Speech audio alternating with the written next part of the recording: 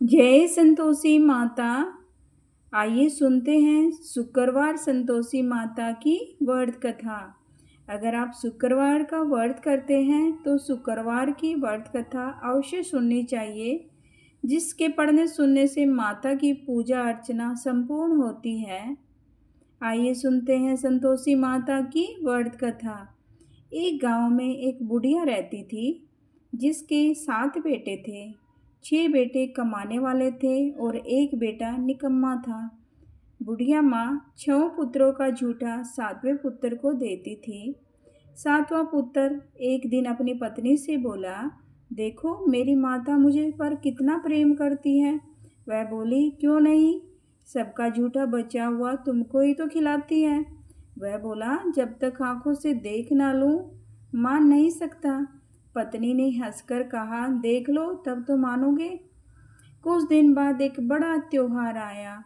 घर में 7 प्रकार के भोजन और चूरमा के लड्डू बने। वह पत्नी की बात को जांचने के लिए सिर दर्द का बहाना बनाकर पतला कपड़ा सिर पर ओढ़कर रसोई में जाकर सो गया और कपड़े में से सब देखता रहा। 6 भाई भोजन करने आए। उसने देखा माँ ने उनके लिए सुंदर सुंदर आसन बिछाए, 7 प्रकार की रसोई परोसी और आग्रह कर करके उन्हें भोजन कराती रही। वह देखता रहा। 6 भाई भोजन कर उठ गए। तब माँ ने उनकी 5 थालियों में से लड्डुओं के टुकड़ों को उठाया और एक लड्डू बनाया। जूठन साफ कर माँ ने उसे पुकारा, उठ बेटा उठ, तेरे भाइयों ने भोजन कर लिया, तू भी उठकर भोजन कर ले। उसने कहा, मुझे भोजन नहीं करना, मैं परदेश जा रहा हूँ। माता ने कहा, कल जाना हो तो आज ही जा। वह बोला, हाँ हाँ आज ही जा रहा हूँ। यह कहकर वह घर से निकल गया। चलते समय उसे अपनी पत्नी की याद आई। वह गौशाला में कंडे थाप रही थी। वहाँ जाकर वह बोला, मेरे पास तो कुछ नहीं, यह अंगूठी है सो ले लो और अपनी कोई निशानी मुझे दे दो। वह बोली, मेरे पास क्या है, ये गोबर भरा हाथ।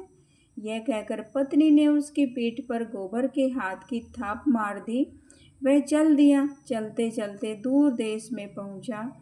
वहाँ एक साहूकार की दुकान थी। वहाँ जाकर, सेठ जी मुझे नौकरी पर रख लो। साहूकार को नौकर की सख्त जरूरत थी। साहूकार ने कहा, काम देखकर तनख्वाह मिलेगी। उसने कहा, हाँ सेठ जी, जैसा आप ठीक समझे। उसे साहूकार के यहाँ नौकरी मिल गई।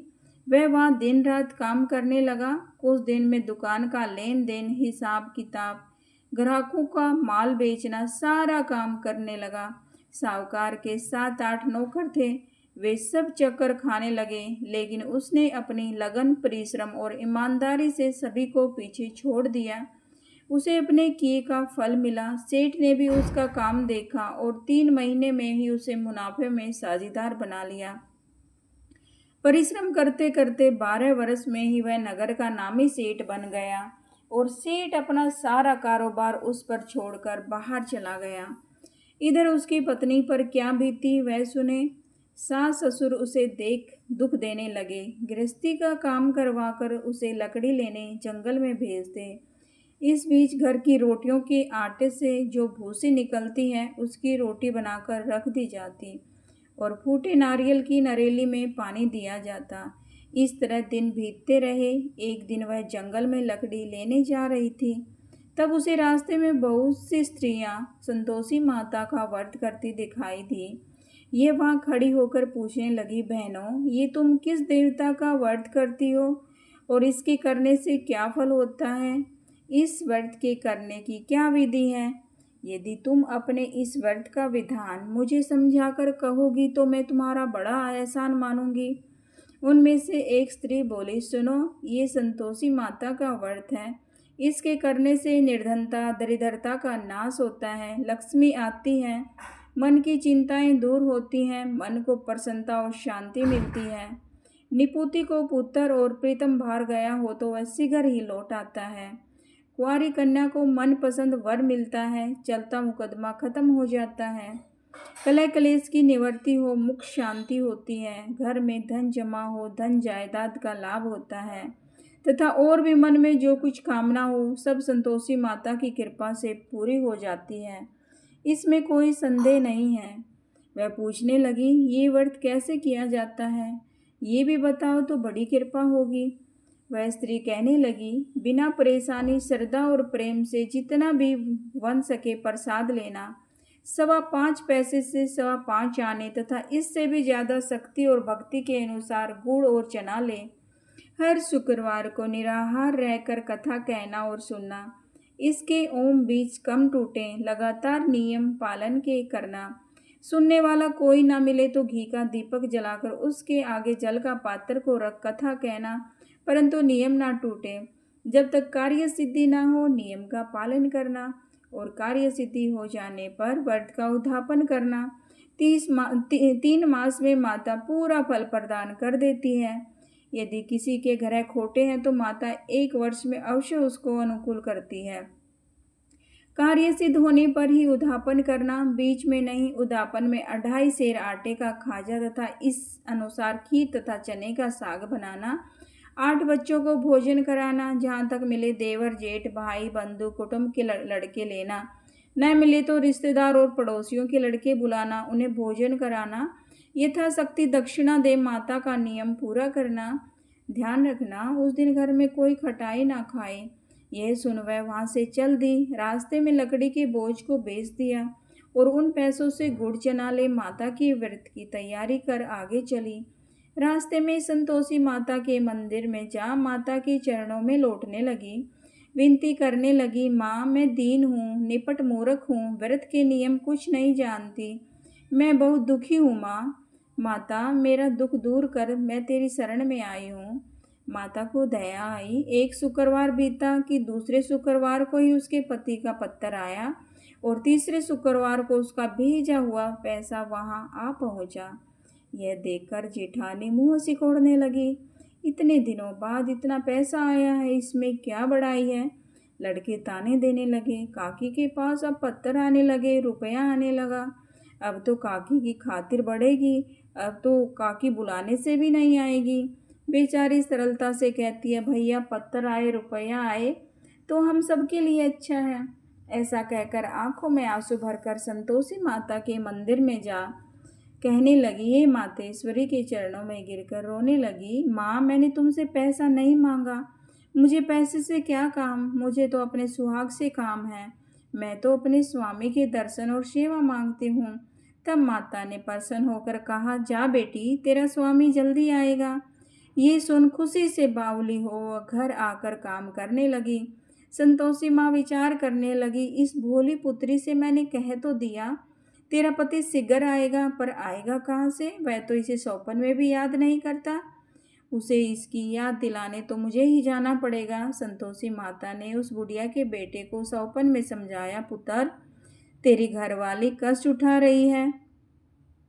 वह बोला, हाँ माता ये तो मुझे मालूम है, परंतु क्या करूँ, वहाँ कैसे जाऊँ, परदेश की बात है, लेन देन का सारा हिसाब किताब है, कोई जाने का रास्ता नज़र नहीं आता, आप ही कोई रास्ता दिखाएं, वहाँ कैसे जाऊँ।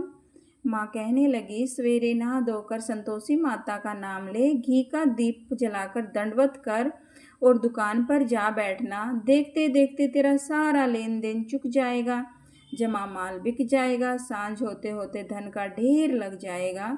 अगले दिन सुबह बहुत जल्दी उठा। उसने अपने मित्र बंधुओं से परिचित से सौपन में माता द्वारा कही गई बात कह सुनाई। वे सब उसकी बात सुनकर उसकी खिल्ली उड़ाने लगे। वे कहने लगे कि कहीं कभी भी सपने की बात सच्ची नहीं होती।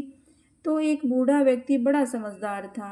वह बोला, देखो भाई मेरी बात मानो, जिस तरह सच या झूठ कहने के बदले देवता ने जैसा भी कहा है वैसा ही करना, तेरा क्या जाता है। बूढ़े की बात मानकर नहा धोकर उसने संतोषी माता को प्रणाम किया, फिर दीप जलाकर दुकान पर जा बैठा।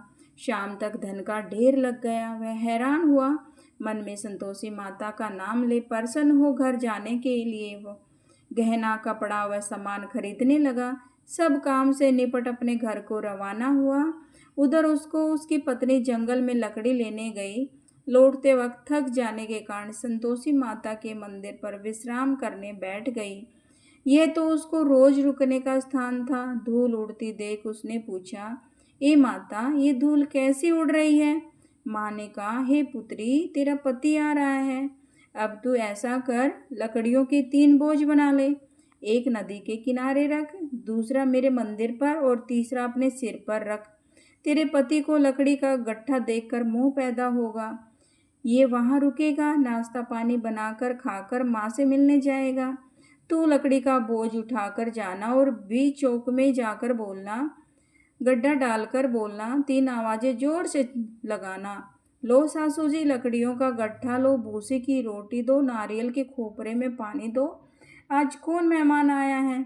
संतोषी माता की बात सुनकर वह बहुत अच्छा अच्छा माँ कहकर प्रसन्न मन से लकड़ियों के 3 बोझ बना लाई। एक नदी के तट पर, दूसरा माता के मंदिर में, और इतने में ही मुसाफिर वहां आ पहुंचा। सूखी लकड़ी देख उसको इच्छा हुई कि वह यहाँ पर विश्राम करे और भोजन बनाकर फिर गांव चले। इस प्रकार भोजन कर विश्राम कर वह अपने गांव में आ गया। उसी समय वो सिर पर लकड़ी का गट्ठा लिए आई। उसने गट्ठे को आंगन में डाल दिया, जोर से 3 आवाजें दी, लो सासू जी, लकड़ी का गट्ठा लो, भूसी की रोटी दो, नारियल के खोपर में पानी दो। आज कौन मेहमान आया है? ये सुनकर सास ने अपने दिए हुए कष्टों को भुलाने के लिए कहा, बहू तू ऐसा क्यों कहती है? तेरा मालिक ही तो आया है। बैठ, मीठा भात खाकर कपड़े गहने पहन। पत्नी की आवाज़ सुनकर उसका स्वामी बाहर आया और उसके हाथ में अपनी अंगूठी देख व्याकुल हो गया। उसने माँ से पूछा, माँ ये कौन है? माँ बोली, बेटी तेरी पत्नी है। आज 12 वर्ष हो गए जब से तू गया है, तब से सारे गांव में जानवर की तरह भटकती फिरती है। काम काज कुछ करती नहीं, 4 समय आकर खा जाती है। अब मुझे देखकर भूसी की रोटी और नारियल के खोपरे में पानी मांग रही है। वह बोला, माँ मैंने इसे भी देखा और तुम्हें भी। मुझे दूसरे घर की चाबी दो, मैं उसमें रहूँगा। ठीक है बेटा, जैसी तेरी मर्जी, कहकर माँ ने चाबी का गुच्छा बेटे के सामने रख दिया। उसने दूसरे घर को खोलकर सारा सामान जमाया। एक दिन में वह राजा के महल जैसे ठाट बाट हो गए। अब क्या था, वह सुख भोगने लगा। अगला शुक्रवार उसने पति से कहा, मुझे संतोषी माता का उद्यापन करना है। पति बोला, बहुत अच्छा है, खुशी से करो। वह उद्यापन की तैयारी करने लगा। जेठ के लड़कों को भोजन के लिए कहने गई। उन्होंने मंजूर किया, परंतु पीछे से जेठानी ने अपने बच्चों को सिखलाया, देखो रे, भोजन के समय सब लोग खटाई मांगना, जिससे उसका उद्यापन पूरा न हो। लड़के भोजन करने आए, खीर पेट भर खाई, परंतु बाद में याद आई। आते ही कहने लगे, हमें कुछ खटाई खाने को दो, खीर खाना हमें भाता नहीं। देखकर अरुचि पैदा होती है। लड़के उठ खड़े हुए, बोले, पैसे लाओ। भोली बहू कुछ जानती नहीं थी, उसने उन्हें पैसे दे दिए। लड़कों ने बाजार जाकर उन पैसों से इमली खरीदी और खाई। यह देखकर बहू पर माताजी ने कोप किया। राजा के दूत उसके पति को पकड़कर ले गए। अब सब मालूम हो जाएगा जब जेल की रोटी खाएगा। बहू से ये वचन सहन नहीं हुए। वह संतोषी माता के मंदिर में गई और कहने लगी, माता तुमने ये क्या किया? हंसाकर क्यों रुलाने लगी? माता बोली, पुत्री तूने मेरा व्रत भंग किया है, इतनी जल्दी सब बातें भुला दी।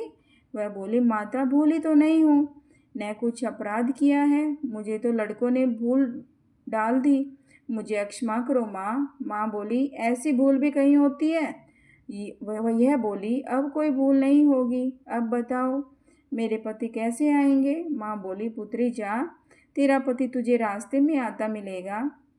वह मंदिर से निकलकर बाहर आई तो रास्ते में उसे अपना पति आता हुआ मिला। उसने पूछा, कहाँ गए थे? वह बोला, इतना धन जो कमाया है उसका कर राजा ने मांगा था, वह भरने गया था। वह प्रसन्न होकर बोली, भला हुआ, अब घर चलो। फिर अगला शुक्रवार आया। वह बोली, मुझे माता का उद्यापन करना है। पति ने कहा, ठीक है करो। वह फिर जेठ के लड़कों से भोजन को कहने गई। जेठानी ने लड़कों को सिखा दिया कि तुम पहले ही खटाई मांगना। लड़के भोजन करने बैठे, लेकिन भोजन करने से पहले ही कहने लगे, हमें खीर पूरी नहीं भाती, जी बिगड़ता है, कुछ खटाई खाने को दो। यह बोली, खटाई खाने को नहीं मिलेगी, खाना हो तो खाओ। उनके उठकर चले जाने पर उसने ब्राह्मण के लड़कों को बुलाकर भोजन करवाया। दक्षिणा की जगह उन्हें एक एक फल दिया। इससे संतोषी माता अति प्रसन्न हुई। माता की कृपा से 9 माह के बाद उसको चंद्रमा के समान एक सुंदर पुत्र पैदा हुआ। पुत्र को लेकर वह प्रतिदिन संतोषी माता के मंदिर में जाने लगी। माँ ने सोचा कि ये रोज आती है, आज क्यों ना मैं इसके घर चलूं, इसका सासरा देखूं तो सही। ये विचार कर माता ने भयानक रूप बनाया। गुड़ और चने से सना मुख, ऊपर से सूंड के समान होठ, उस पर मक्खियां भिनभिना रही थी। दहलीज पर पैर रखते ही उसकी सांस चिल्लाई, देखो रे, कोई चुड़ैल डाकनी चली आ रही है, लड़कों इसे भगाओ नहीं तो सबको खा जाएगी। बहू रोशनदान से देख रही थी। वह प्रसन्न हो उठी, आज मेरी माता मेरे घर आई है। यह कहकर दूध पीते बच्चे को गोद से उतार दिया और इस प्रकार उसको सास ने क्रोध में भरकर बोली, अरे रांड, इसे देखकर कैसी उतावली हुई है जो बच्चे को पटक दिया। इतने में माँ के प्रताप से जहाँ देखो वहाँ लड़के ही लड़के नजर आने लगे। यह बोली, माँ जी, मैं जिनका व्रत करती हूँ ये वही संतोषी माता है। इतना कह उसने झट से घर के सारे किवाड़ खोल दिए। सब ने माता के चरण पकड़ लिए और विनती कहने लगे, हे माता, हम मूर्ख हैं, अज्ञानी हैं, तुम्हारे व्रत की विधि हम नहीं जानते, तुम्हारा व्रत भंग कर हमने बड़ा अपराध किया माता।